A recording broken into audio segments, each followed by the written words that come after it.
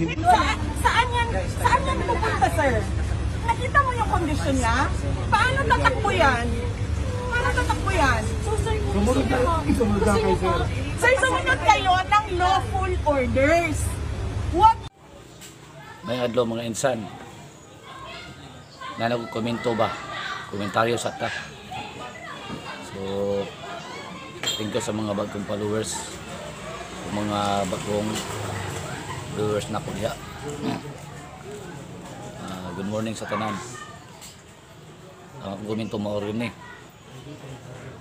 tama ba ni Alma, si Vice President Sara, kung saan wala na mao paghatod nga ospital o wala sunod sa lawful daw ang mga pulis? Napanood mo na mga insan, nagpupo na sikat minaron, viral na sa karon na human nga naglalis si dili man ingon nga lalis nga ni taas lang ang istorya ni Vice President Sara Duterte. Sa usa kong kabahin mga insan, huwag ko pasatiyon ninyo, huwag gid na mao, no? Itong balaod karon huwag gid na mao.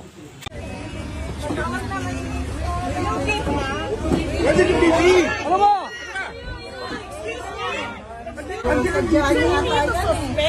Hindi ito convict. Ma'am, dadalhin po namin sa St. Luke's.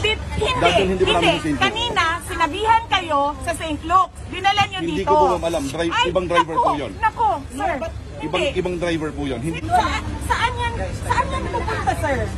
Nakita mo yung kondisyon niya? Paano tatakbo yan? Sumunod na kayo, sir. Sir, sumunod kayo ng lawful orders. Huwag yung alam nyo na injustice na siya sa mga tao.